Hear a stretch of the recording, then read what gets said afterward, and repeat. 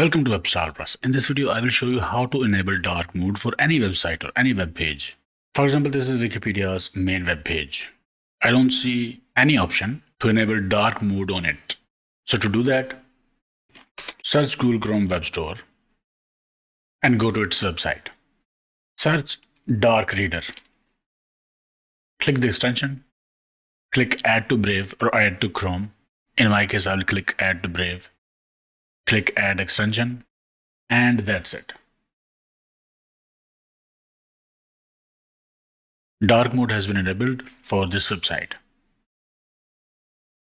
And this is Amazon.com. Dark mode has been enabled for this website as well.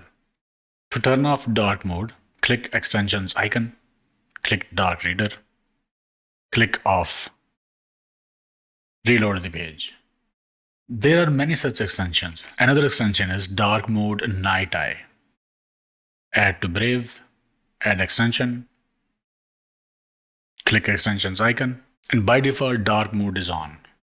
Reload the page, and dark mode has been enabled for Amazon. So this is how you can enable dark mode for any website or any web page. Okay, I hope it helped. Like, share, subscribe, and I will see you in the next one.